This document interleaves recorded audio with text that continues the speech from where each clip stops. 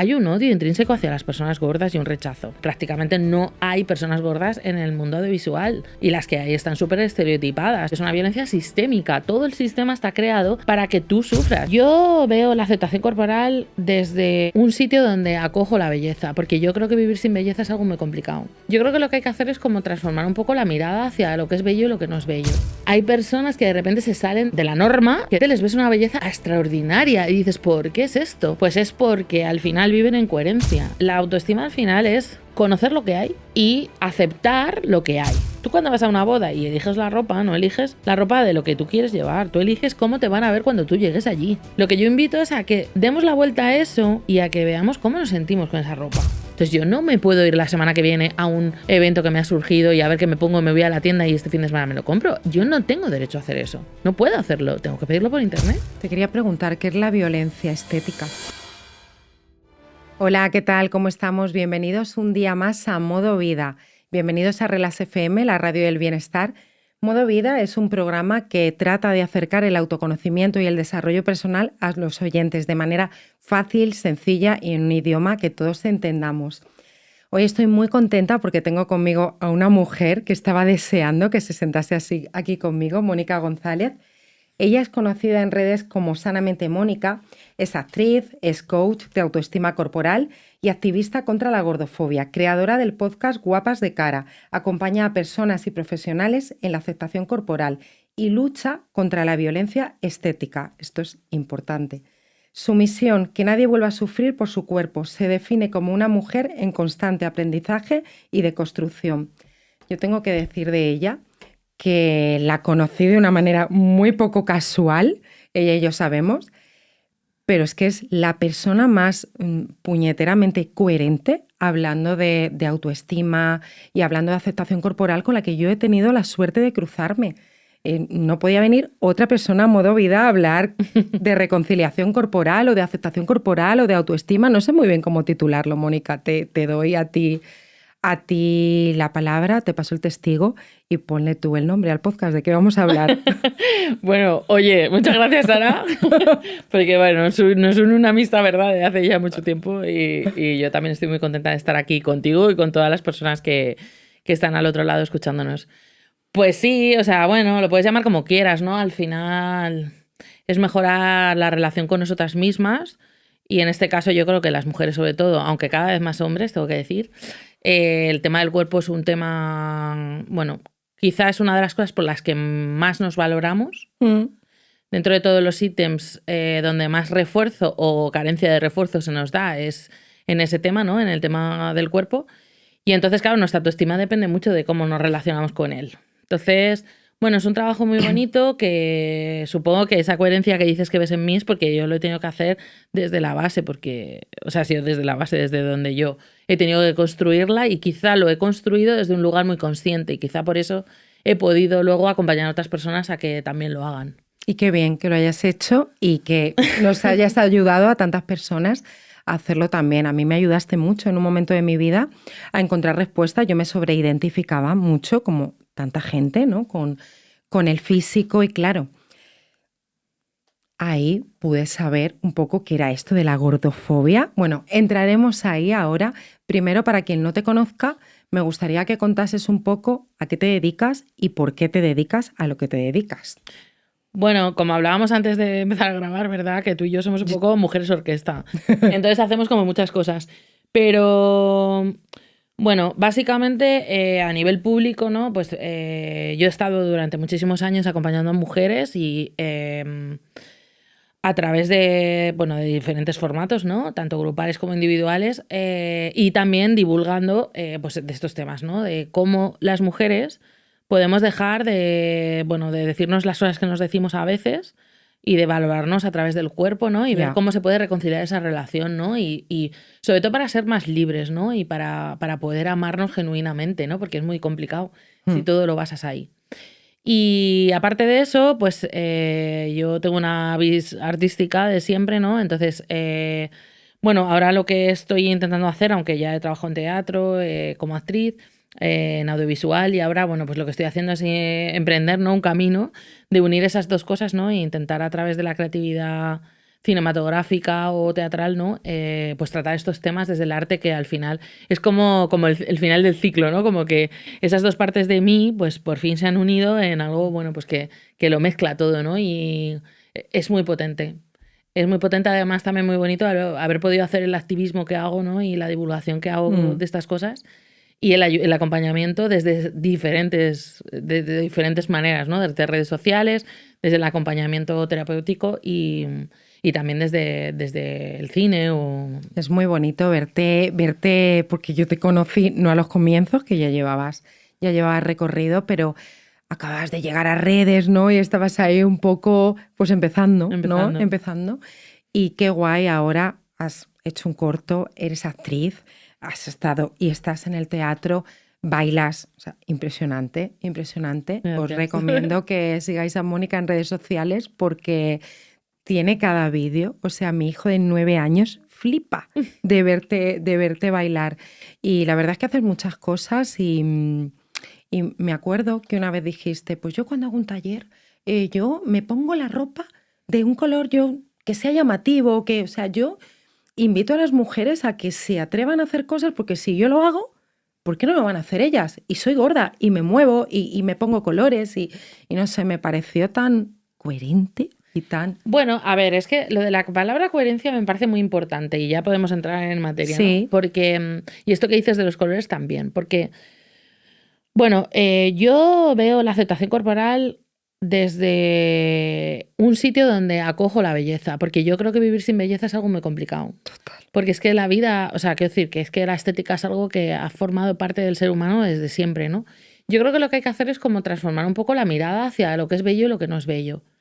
La cosa está en que nosotros creemos que la belleza es lo que sale en imágenes en Google cuando buscas belleza, que al final vienen siendo productos de cremas, botox, bueno, en fin, cirugías estéticas, ¿no? Pero la belleza es otra cosa y esto lo hemos hablado muchas veces, ¿no?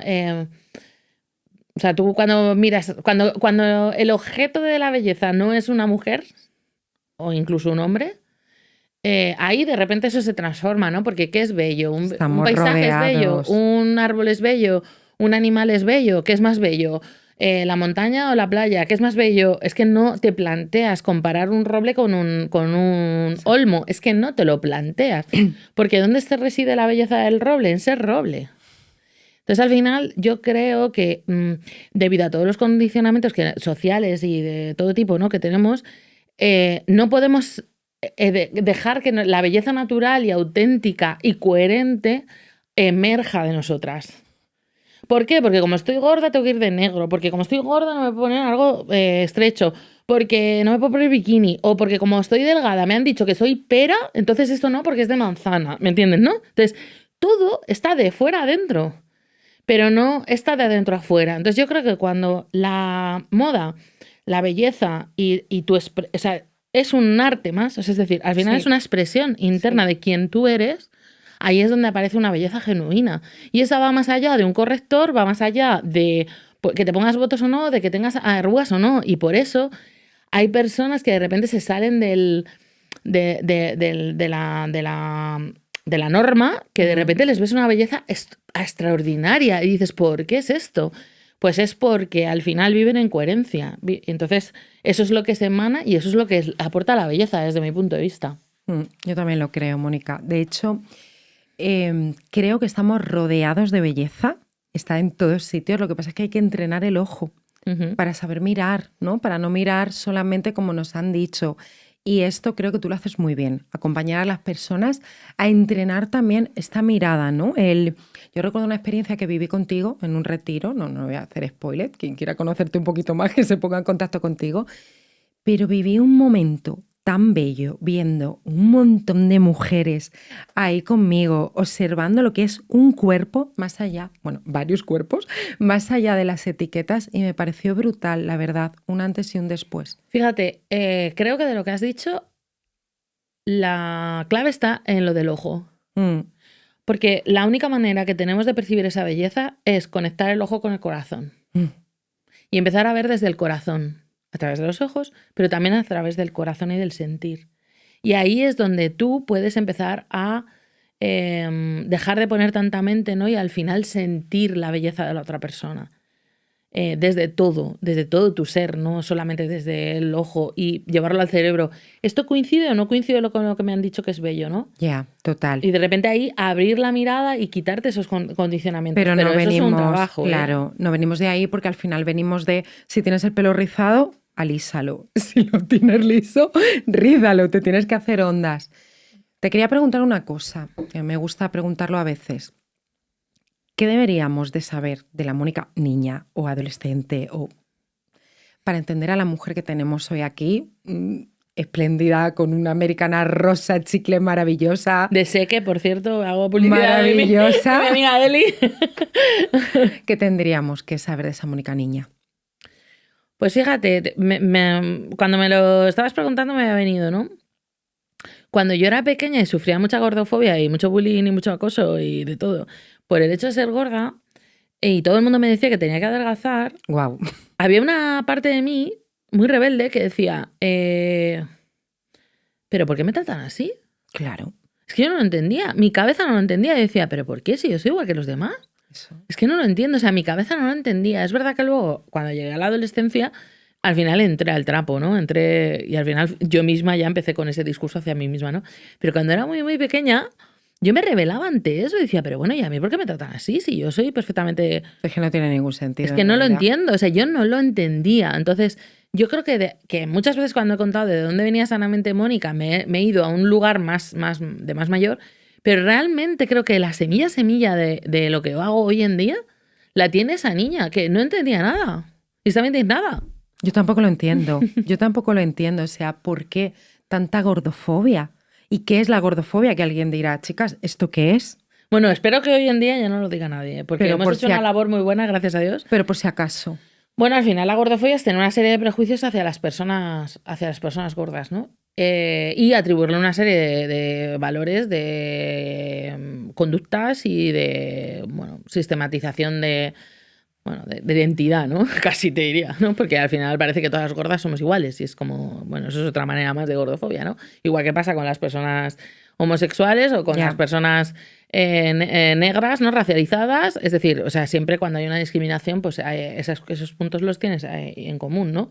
Entonces se presupone que una persona gorda pues hace una serie de cosas o deja de hacer una serie de cosas o tiene una serie de atributos que no necesariamente tiene por qué ser así, pero bueno, se le atribuyen. O sea que muchas veces cuando vimos gordofobia es odio a las personas gordas. Pues sí, hay odio, desde luego, lo hay, solo tienes que mirar las redes. Mira, ayer me mandaron una noticia, no sé cuándo fue, el otro día salió una noticia y es que solamente tenías que meterte en los comentarios para ver el odio que hay. O sea, es Madre brutal. mía. Es brutal. Cuando murió Itziar Castro, una actriz que no sé si la conoceréis, Sí, pero muy sí, famosa, sí. bueno, lo primero fue, claro, es que no me extraña, porque con lo gorda que estaba, o sea, había verdaderos insultos hacia me su acuerdo persona y de se eso. acaba de morir. Sí, O sea, sí. quiero decir, hay un odio intrínseco hacia las personas gordas y un rechazo, que antropológicamente tiene todo su aquel, ¿no? Pero bueno, independientemente de esto, esto en que, bueno, pues al final tú ves a una persona gorda y crees que come mucho, crees que no se mueve, crees que es vaga, crees que no, o sea, le atribuyes una serie de características que no tiene por qué necesariamente ser así. Y eso a la vez tiene otra cosa indirecta, que es que crees que por ser delgado ahí hay algo que te va a salvar. Sabemos muy bien de la enfermedad y de todo, ¿no? Y ese privilegio, ¿no? Que no te das cuenta que pues es, claro. Y todo lo que eso conlleva. Para mí gordofobia, aparte de todo esto, también es, porque lo he vivido, miedo a engordar, ¿no? ¿Quién sería yo si engordo? No sé si esto tiene Claro, algo es que una ver. gordofobia brutal, claro. Ah. O sea, es una gordofobia que tienes porque, claro, al final tienes rechazo a las personas gordas y, por tanto, si tú te conviertes en una de ellas, pues claro, te autorrechazas, ¿no? Al final. Claro, o sea, esto es algo que tenemos todos, ¿no? Siempre hay con la gordofobia hay un tema, con el tema salud, que tampoco me quiero meter mucho y Pero siempre... un poquito. Bueno, es como, bueno, no es mi ámbito, ¿no? Porque, o sea, no me gusta hablar del activismo y de la salud a la vez, porque al final nosotros estamos hablando de derechos humanos. A mí me da igual, o sea, quiero decir, vamos a poner que todos los médicos lleven razón, que no es verdad, hay muchos médicos que no opinan eso, pero... ¿Te refieres a cuando vas a consulta y lo primero que te dicen es que tienes que adelgazar, Bueno, por que te ejemplo? tienes que poner las famosas inyecciones o que, Sí. o sea, quiero decir, Sí. claro, o sea, que todo se basa en eso, ¿no? Al sí. final. Y que cualquier patología que tengas es porque estás gorda, cosa que no es cierta. Entonces, bueno, creo que hay mucho que ahondar en eso, ¿no? A nivel investigación y todo, ¿no? Pero también hay corrientes de salud, que todo se ha dicho, que sí que apuestan por una salud en todas las tallas, que es diferente. Pero bueno, como no me quiero meter mucho en esto, porque al final el activismo, lo que hablas de los derechos humanos, aunque estuviéramos enfermísimas, tenemos derecho a caber en los sitios, Sí. tenemos derecho a no ser juzgadas, tenemos derecho a encontrar ropa de nuestra talla y tenemos derecho a que no se nos insulte. O sea, quiero decir, aunque estuviéramos enfermísimas, ¿me entiendes, no? O sea, más allá del debate de si estamos enfermas y nos vamos a morir pasado mañana, las personas delgadas tienen un seguro de vida. Esto es otro tema. Pero ¿cuántas personas delgadas por enfermedad? O sea, quiero decir, es que esto es muy... es una cuestión de probabilidades. Bueno, es que Sí. en el tema de la salud podríamos entrar un montón. Pero bueno, Sí. independientemente de eso, como te digo, prefiero no entrar.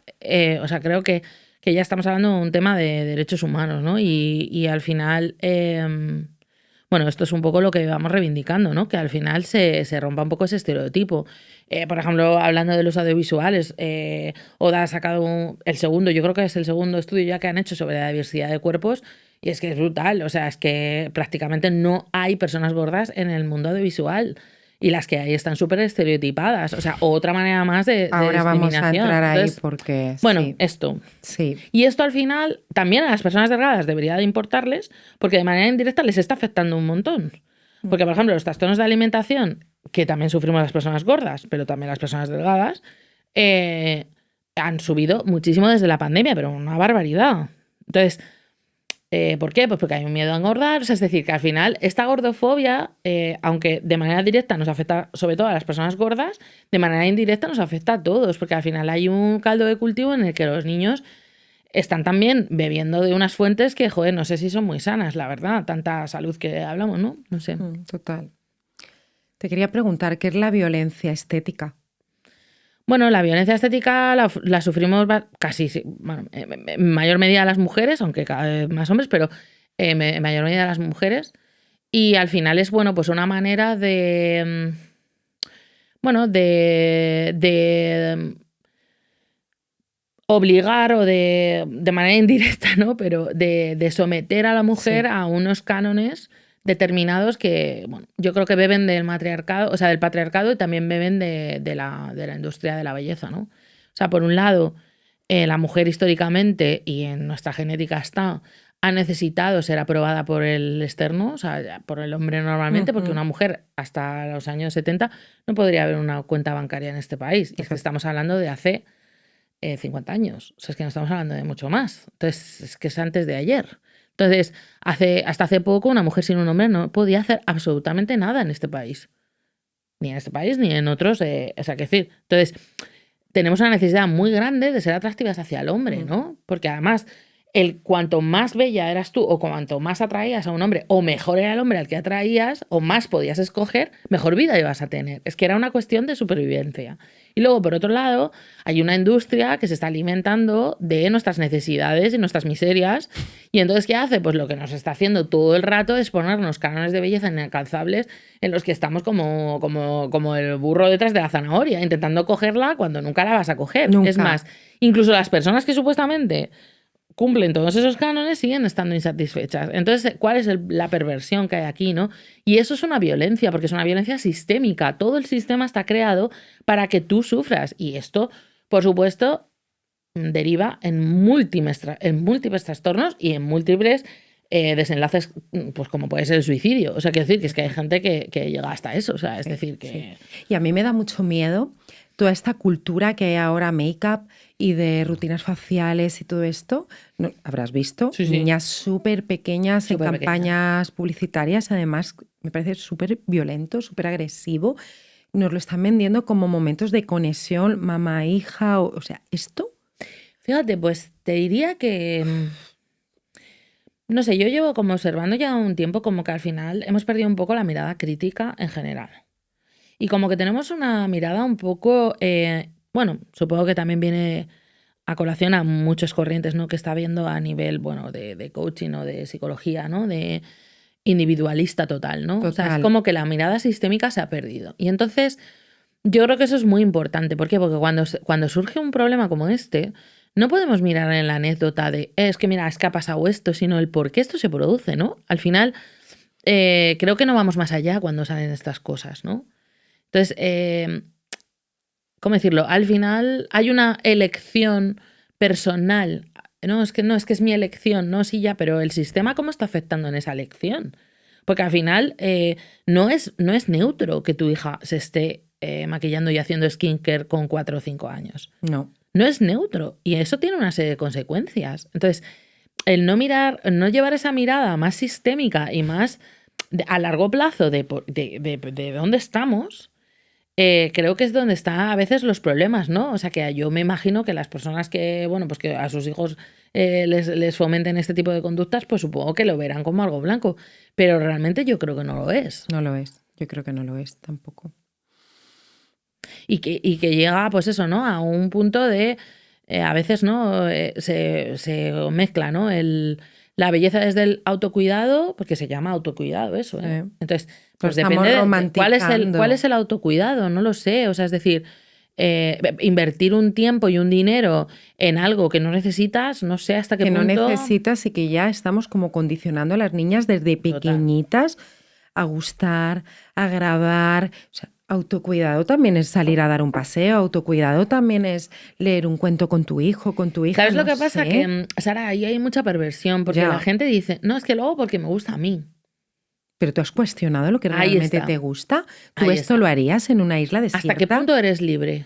No, no somos libres. Entonces es que ahí es donde está el tema, pero es que es muy complicado, porque hay muchas personas que se aferran a eso, ¿no? Es como, yo, por ejemplo, muchas veces he tenido muchas discusiones con amigas mías que yo os digo, ¿pero no os dais cuenta por qué os depiláis? No, es que a mí me gusta. A ver, vamos a ver. O sea, si hubieras nacido en otra parte del mundo, te gustarían otras cosas. Efectivamente. O sea, es decir, tú comes lo que comes porque culturalmente en tu país se come eso. Pero hay gente que no le gusta que le digas lo contrario y yo lo agradezco un montón porque al final, aunque me incomode, porque incomoda, o sea, que te digan algo contrario a lo que piensas, incomoda, pero si te quedas ahí, quizás se puede abrir una puerta, una mirada, algo distinto. Y yo la mayoría de las veces estoy equivocada. O sea, qué soberbio sería pensar que todo lo que decimos es acertado. Pero bueno, como somos robles, olmos y abetos, cada uno estamos hechos de una manera y hay personas que están más abiertas a ese tipo de cuestionamiento y hay otras personas que les cuesta mucho cambiar. Entonces, bueno, también hay que respetar, ¿no? Pero que creo que cada vez, por cómo está hecho el sistema, por cómo nos comportamos en la vida y como todo, ¿no? Pues el que estemos enganchados en el móvil todo el día, o sea, ese tipo de cosas, ¿no? Que cada vez nos está convirtiendo en más amebas, pues al final hace que esa mirada crítica se vaya perdiendo y que no nos cuestionamos las cosas y que no veamos qué intereses hay detrás de eso. Si empezamos ya con 7 años, ¿qué te vas a cuestionar? Claro, es que al final estamos creando borreguitos. Pero bueno, no quiero entrar tampoco en teorías conspiranoicas porque yo quiero preguntarte ya a saco, ¿qué es la autoestima y qué es la aceptación corporal? Bueno, a ver, o sea, yo siempre lo digo. La autoestima, o sea, voy a hablar primero de esto. La autoestima al final es conocer lo que hay, que ya es bastante. Ya te digo. ¿Vale? Estos son años y años de inversión. Ahí sí que puedes invertir el dinero en conocerte, ¿vale? En saber de qué estás hecho, ¿no? ¿Cuál es tu naturaleza? Esto, ¿no? Por volver otra vez al símil de los árboles, ¿no? Si es un roble, eres un olmo, ¿qué eres tú? ¿No? A veces eres un olmo y a lo mejor a veces eres un roble, ¿no? Pero ¿qué es eso? ¿Cuál es tu materia, ¿no? Y dónde están tus puntos ciegos, dónde están tus sombras, aceptarlas y ver, bueno, pues que es que esto es lo que hay y que no es nada ni mejor ni peor que otros y entonces cambiar muchas veces ese diálogo interno que tenemos con nosotros mismos. Para mí, yo creo que la puerta de entrada al autoconocimiento y a la autoestima. Ver qué nos decimos, ver qué concepto tenemos de nosotros mismos, muchas veces en base a cómo nos han visto los demás, porque es así como se genera la autoestima, y aceptar lo que hay. Entonces, si eso lo extrapolamos al cuerpo, pues es exactamente lo mismo, ¿no? Es, bueno, hasta qué punto yo estoy observando mi cuerpo, hasta qué punto yo puedo sentirlo. Antes hablábamos, ¿no? ¿No? Hasta qué punto me permito estar en mi cuerpo y habitarlo. A mí me preguntan a veces que hablamos mucho desde la somática o el coaching corporal, o que decimos mucho la palabra habitar, y luego me escribe la gente y me dice, ¿me puedes explicar qué es habitar el cuerpo? Porque no lo entiendo. Claro. Bueno, habitar el cuerpo es cuando uno cierra los ojos, ¿no? Y todos los sentidos los pone en cómo es esto de estar ahí, ¿no? Estar ahí, estar presente, poner conciencia, respiración, ¿no? Al cuerpo y ver qué sensaciones tienes, qué sensaciones corporales tienes, ¿no? Mira, yo algunas veces cuando me han preguntado esto en los talleres y esto,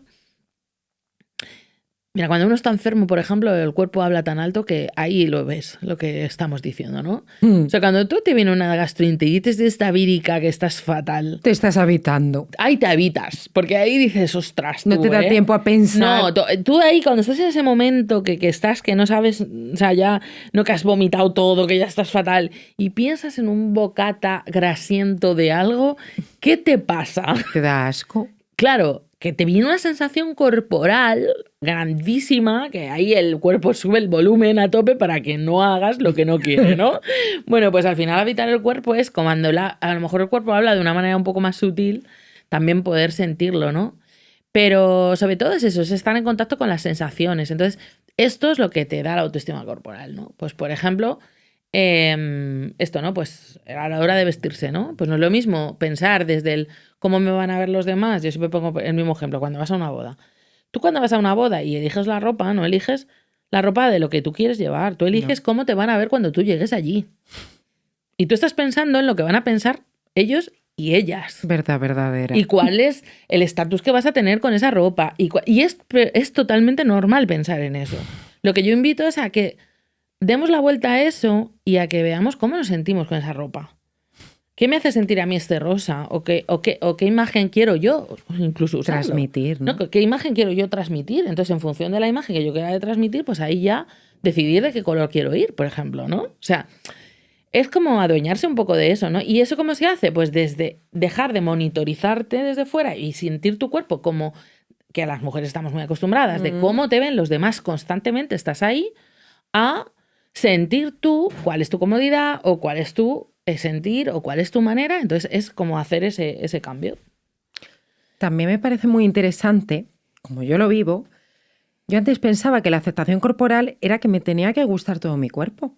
Y obviamente no. A mí hay partes de mi cuerpo que me gustan menos. No sé si las cambiaría o no, pero me gustan menos. Pero estoy a gusto con ellas, o sea, no necesito esconderla, no necesito... Y para mí eso es la aceptación corporal. También, Claro. ¿no? Por supuesto. O sea, la aceptación corporal es aceptar. Es aceptar lo que hay. Repito, igual que cuando tú haces un proceso psicológico, habrá cosas de ti que no te gustan. Obvio. Pero ¿de qué manera se construye la autoestima? Pues cuando tú conoces esas partes y aún así te quieres. Siempre pongo el mismo ejemplo. ¿A ti te gusta todo de tu marido? ¿Te gusta todo de tu madre? Ni de mí. Pero sigues eligiéndolos. Mm. ¿Por qué? Pues porque al final hay un respeto con respecto a eso. Entonces, la aceptación corporal es esto, ¿no? O sea, trabajar en que te guste todo es imposible. ¿Por qué? Porque, y sobre todo las personas gordas, tenemos un sistema, porque la autoestima, el autoconcepto, viene mucho de lo que has recibido de fuera. Si fuera lo que estás recibiendo constantemente es un refuerzo súper negativo, ¿cómo no te vas a rechazar? ¿Cómo no vas a tener vergüenza de ti misma? Pero a mí me parece que es activismo y a mí me parece que es rebeldía conseguir, a pesar de todo eso, decir, pues yo me respeto. Y hay un libro muy bueno, ¿no?, que decía el autoamor radical. O sea, el tener el autoamor radical, me da igual lo que piensen los demás, me da igual si no te guste, me da igual si no me gusto a mí misma, pero me voy a respetar. Muy bien. Porque eso está por encima de todo, ¿no? El que yo voy a exigirme a mí misma ese respeto. Porque los demás pueden pensar lo que quieran, pero yo voy a respetarme tal y como soy. Y ya está, y ya si hablamos a nivel espiritual, porque estás aquí, porque hay una energía que te ha traído aquí, la que sea. Y por dignidad, que muchas veces creo que las personas gordas es un ataque directo a tu dignidad. O sea, ¿por qué? ¿Por qué? No sé cómo decir. Por ejemplo, si viniera aquí un bebé, pondríamos una silla para un bebé, ¿no? En el coche, ¿Por qué no tenemos en cuenta que las personas gordas también puedan estar cómodas, que también puedan, no sé, tener en cuenta que simplemente es un cuerpo distinto y A mí me parece muy violento. Adelgazan, no sé, miramos para otro lado. Es como si, a veces lo siento como un rechazo y como un castigo, ¿no? Como una violencia de, es tu culpa porque estás gordo. Si estás enfermo, es tu culpa porque estás gordo. Si estás incómodo en la silla, es tu culpa porque estás gordo. Y lo siento muy, muy violento, de verdad, que hay muy No, poca... es muy violento. Es muy violento. En muchos ámbitos, ¿eh?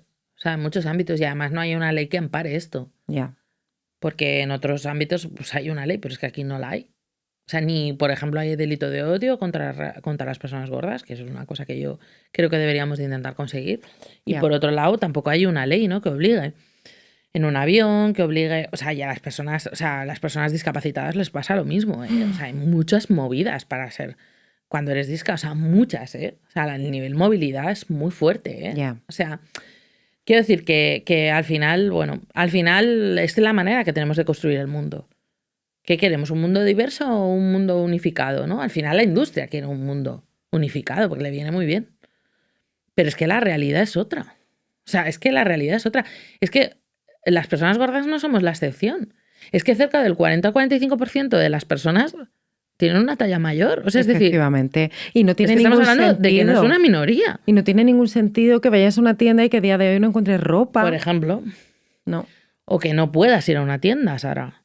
Porque yo, por ejemplo, me pasa ahora que tengo un montón de eventos y un montón de cosas, o sea, lo tengo que pensar con muchísimo tiempo de antelación. ¿Por qué? Porque yo no, en tienda física no tengo nada.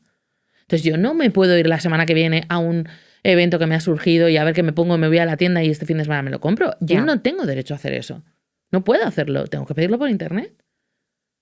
Entonces, fíjate. O sea, quiero decir que son cosas fuertes. O sea, que yo, pues claro, yo eso es, o sea, yo ese ha sido el dolor que he tenido muchísimos años de mi vida, ¿no? Pero ¿y por qué yo? ¿Por qué yo no? Y todas las que son como yo, porque es que somos muchos y muchas. ¿Y la Entonces, cultura curvy? ¿Qué piensas de eso? Cuando dices los que son como yo, los que... Porque yo ahí veo un poco de ambivalencia también en la cultura curvy, porque me parece desde fuera yo lo veo sin entender mucho de esto, que había mucha gente que antes hablaba de curvy y ahora de repente como que han porque adelgazado. son modas, ¿no? Es como mi cuerpo es una moda, ¿no? Pues sí.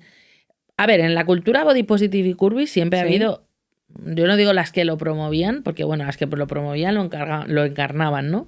Pero me refiero a nivel social, ¿no? Pues esto, ¿no? O sea, de repente, pues claro, para ser inclusivo había que tener a la gorda, al negro y al... O sea, es así. Total. O sea, es así, somos cuota, ¿no? Entonces, bueno, realmente yo creo que, o sea, que está muy bien ese tipo de cuestiones, ¿no? De que la ley ayude a que obligatoriamente haya una cierta cuota, porque creo que es importante Sí. forzar a que eso suceda, Sí. pero yo creo que tiene que haber algo por debajo que sea a nivel valores. O sea, es decir, que haya como una voluntad real de la sociedad de construir o sea, de que la diversidad es lo positivo. Ahí es donde está la historia, ¿no? Porque si no, entonces nos vamos a la moda y ahora se lleva las gorditas, porque eran gorditas. Nadie decía gordas. Eran o curvis o gorditas o, ¿sabes? Que es como otro eufemismo que al final es gordofobia, quieras o no. Total. Y entonces es como que, o sea, estaban aceptadas hasta cierta talla. O sea, es decir, Es que te iba a decir, es que había como un...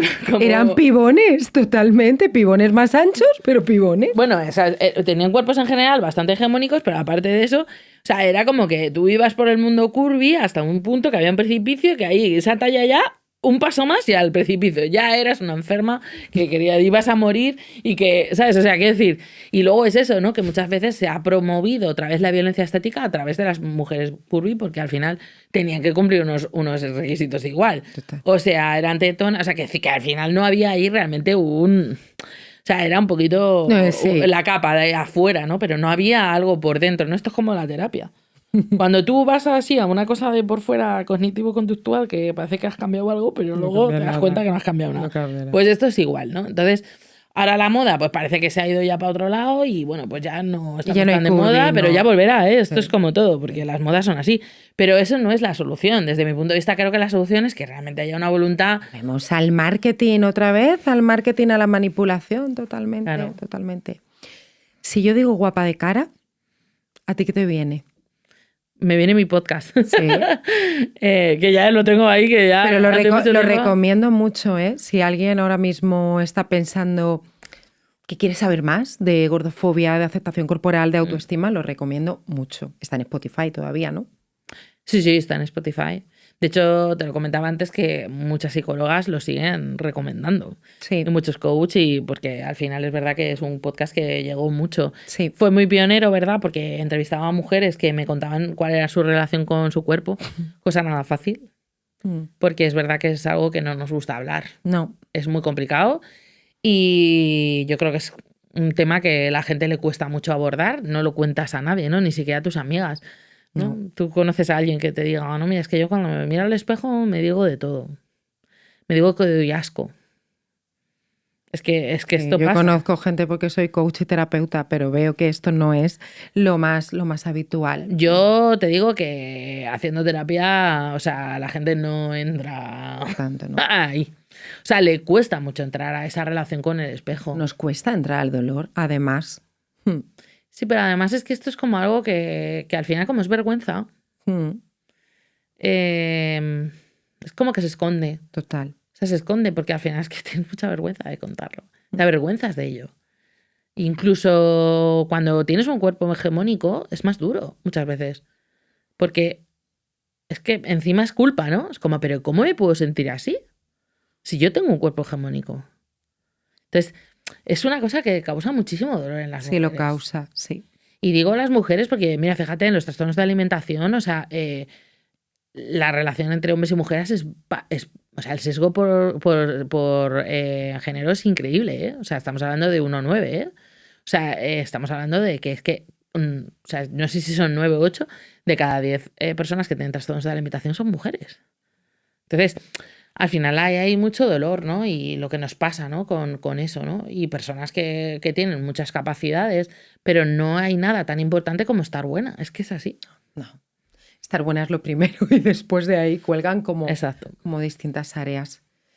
Y sí, causa mucho sufrimiento, aunque tengas un cuerpo más normotípico. Además, me acuerdo de ti, al principio cuando te conocí dijiste algo así de investigando los cuerpos femeninos, llegó un momento que me di cuenta que sufrían prácticamente igual, sin ánimo de frivolizar, porque sé que no es el mismo sufrimiento, pero había un sufrimiento parecido con cuerpos más normotípicos y con cuerpos gordos.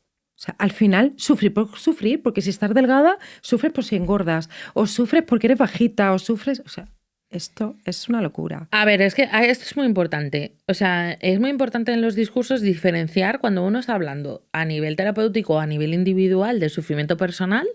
Estamos hablando de una cosa personal y luego cuando estamos hablando a nivel sistémico. Eso es muy importante porque es verdad que cuando yo hablo del privilegio delgado, hay muchas mujeres que de repente me saltan ahí como con una fragilidad, como decimos nosotras, la fragilidad de delgada, ¿no? Que me dicen, oye, perdona, que yo sufro muchísimo por mi cuerpo aunque esté delgada. Y es como, es que no estamos hablando de esto. No, claro. Lo que estamos hablando es que el sistema a las personas gordas les da o sea, les castiga. Les castiga y tienen una situación mucho más complicada que una persona delgada. ¿No? Eso no quiere decir que todas las personas gordas sufran a nivel individual más que las personas delgadas. No tiene nada que ver. O sea, es decir, el sufrimiento individual, cada uno vive el que es, pero el sistema te lo pone más difícil cuando estás gorda. Es mucho más complicado que te quieras cuando estás gorda. Igual que es mucho más complicado que te quieras siendo mujer. O es mucho más complicado que te quieras siendo gay. O sea, es que es así, porque el sistema te lo pone mucho más difícil. Otra cosa es que tú, a nivel individual, por tu historia personal, por el trauma que hayas tenido de pequeña, por las situaciones que hayas vivido, por el entorno, por la sociedad, lo que sea, ¿no?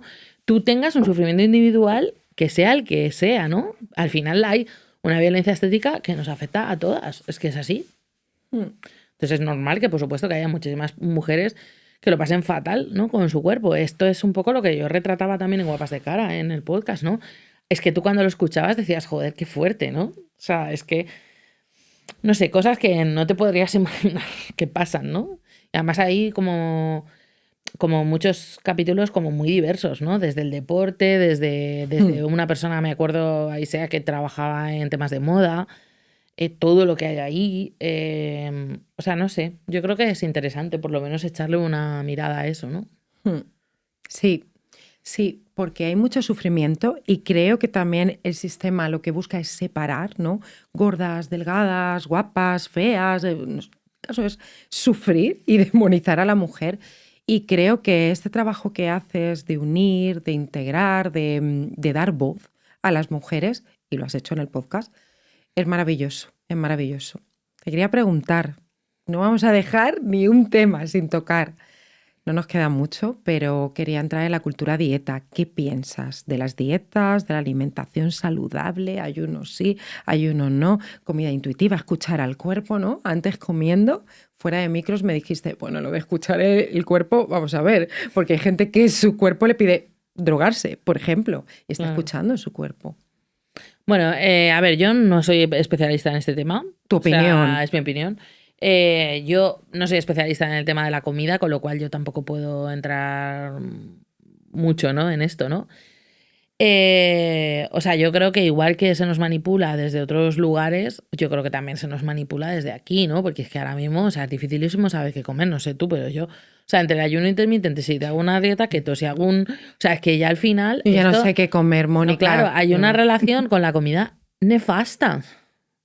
Porque, claro, entre que vivimos desconectados del cuerpo y encima todo el rato el dictamen viene otra vez de afuera adentro, si es que, o sea, es que volvemos a lo mismo. Entonces, yo creo que hay aquí una demonización de los alimentos que además es que se ha visto, ¿no? Que es algo que no beneficia.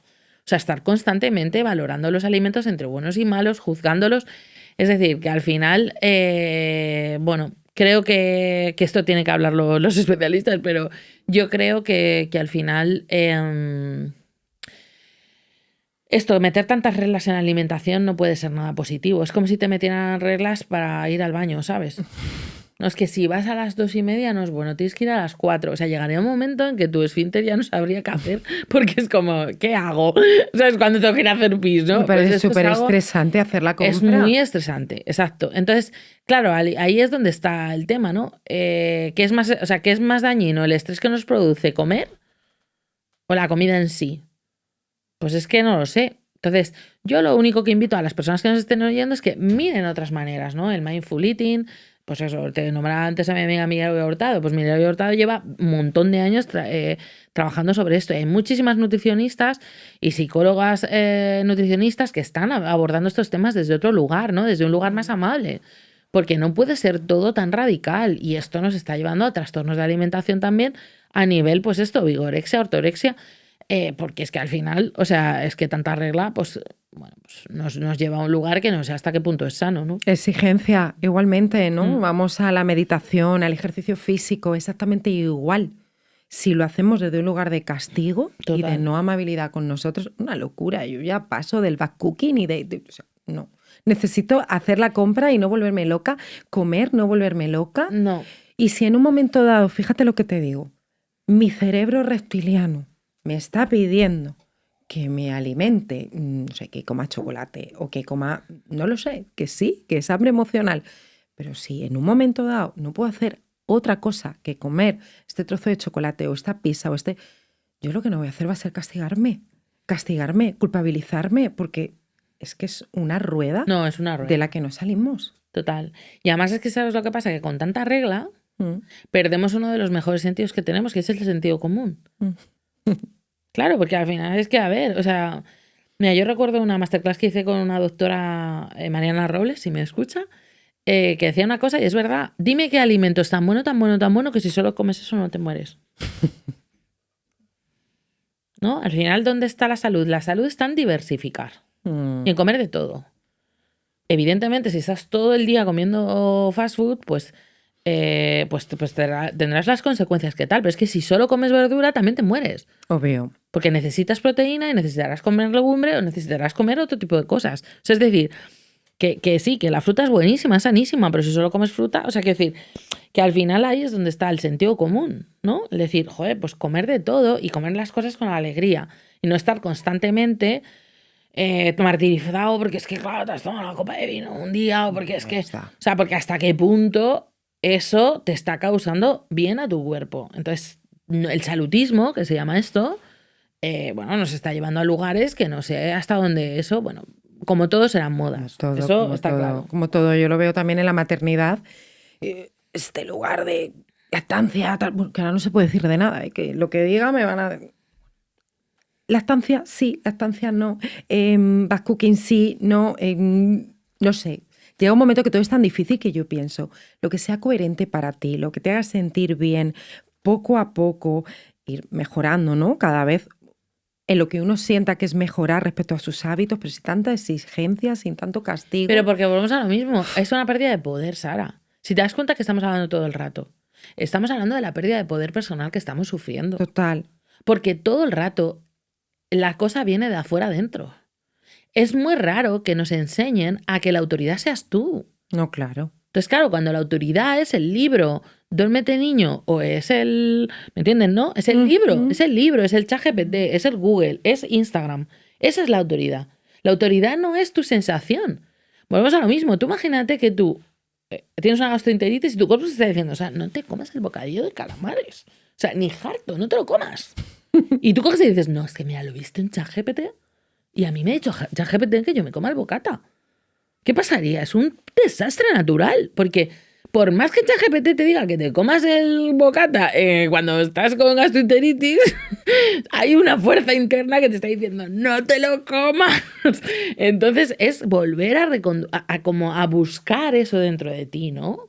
Entonces, porque al final por eso tenemos el vacío que tenemos. Porque es que hay hay un sistema y una sociedad que nos invita a no escucharnos y hay un vacío enorme porque tenemos la mayor necesidad que tenemos es la necesidad de nosotros mismos desde mi punto de vista. En general, ¿eh? Y esto lleva al cuerpo, por supuesto.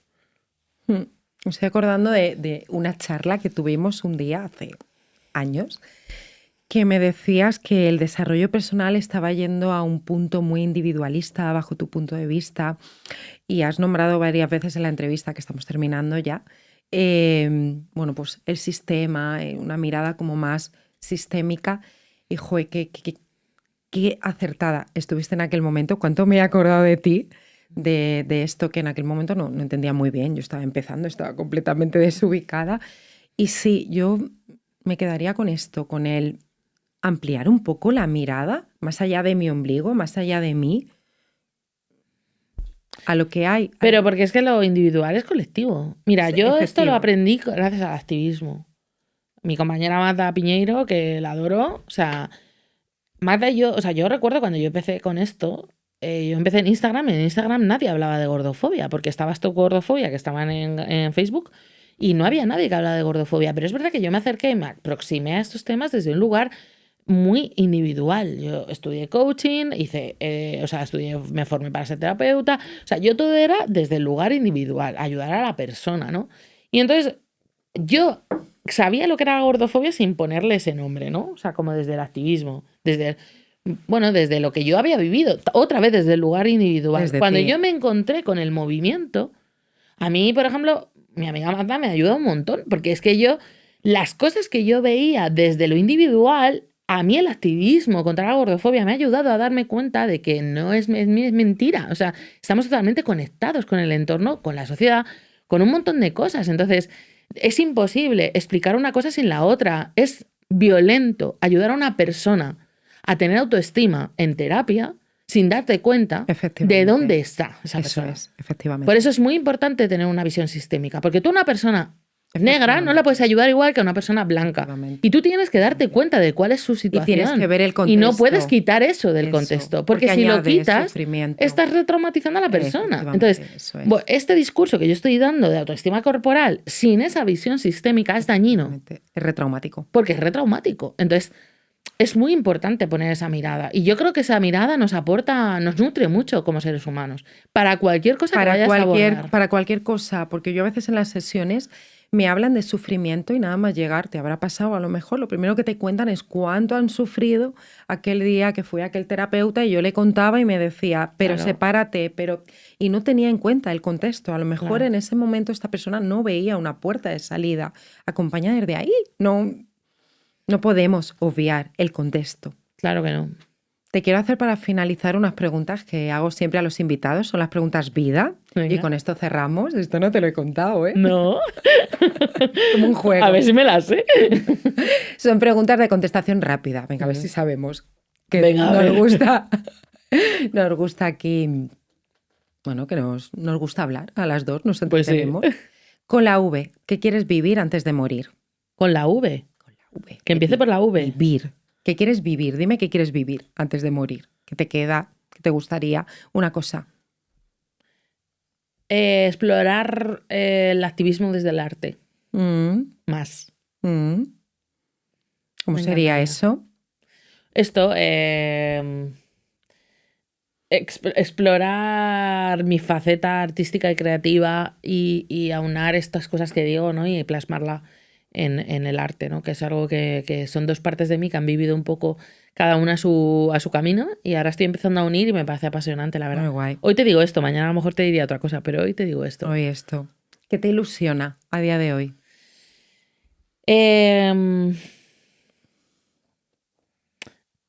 Me ilusionan los pequeños brotes verdes que veo en la gente de mi entorno. O sea, es decir, creo que está habiendo un cambio, la verdad. Y creo que el cambio va a venir desde ahí, desde lo pequeño, desde estos entornos, ¿no? Desde que cada vez la gente es más consciente. Y somos más conscientes y yo creo que eso va a hacer un cambio al final. Decía Eduardo Galeano que personas pequeñas en lugares pequeños hacen cosas grandes, ¿no? Pequeños cambios hacen cosas grandes, ¿no? Pues esto yo creo que me ilusiona. Y que deseas algo así como muy profundo. A nivel como... Pues deseo eso. Desearía que las mujeres, y también los hombres, ¿no? Pero bueno, en principio las mujeres, ¿no? Dejaran de sufrir un poco por este tema, la verdad. Que se produjera un cambio en eso y también mucho, me conecta mucho y me emociona mucho las infancias, o sea, cuando hay casos de bullying, o sea, me mata. Sí. Entonces, que eso se pudiera transformar desde abajo, ¿no? Creo que es muy importante y por eso me motiva mucho a la hora de hacer arte, ¿no? De hacer una serie, de hacer películas, de hacer cosas que transformen esto, ¿no? Y mira, hace poco ha sacado Leticia Dolera Pubertad, que es buenísima, sobre el tema del consentimiento. Creo que este tipo de... O sea, las personas que tenemos el don de la creatividad, yo creo que es importante ponerlo al servicio del cambio social, ¿no? Y de la conciencia social, yo creo. ¿Y qué añadirías para cerrar? Cierra tú. ¡Joder! Abre, cierra. Vaya, ten amigos Madre para mía, esto, ¿eh? Menos mal que tenía yo un podcast, pero esto me ha pillado un poco. No, bueno, pues un poco eso, que espero que esta conversación, bueno, a mí siempre me nutre hablar contigo y espero que esta conversación a todas las personas que lo estén escuchando, pues a lo mejor una cosa u otra no les haya podido hacer un clic ahí y empiecen a investigar sobre esto y a lo mejor adoptar otra mirada diferente, ¿no? Ante este tema que creo que es algo que tampoco se habla mucho y que creo que es muy, muy, muy importante. Entonces, bueno, que espero que haya sido útil y que muchas gracias por invitarme. Gracias a ti por aceptar mi invitación. Gracias a todos los oyentes de Modo Vida y a Relax FM por cedernos este espacio tan bonito, que he estado muy a gusto, muy bien. Aquí además la energía del estudio con Adrián es maravilloso. Y que no nos vamos de aquí hasta que... No, en serio, no nos vamos de aquí hasta que no pongas like si te ha gustado esta conversación. Es gratis. Like, suscríbete. La mayoría de las personas que ven este contenido no están suscritas. Es gratis, por favor, y esto nos ayuda a seguir trayendo personas como Mónica y a seguir haciendo una divulgación consciente. Así que de aquí no nos vamos hasta que no se suscriban. No, venga. Muchas gracias, suscríbete, es gratuito, déjanos un like, un comentario, cuéntanos cuál es la relación que tienes tú con tu cuerpo, si crees que has sufrido gordofobia o lo sufres todavía y qué es para ti la autoestima. Nos encanta leerte. Hasta el próximo día. Gracias.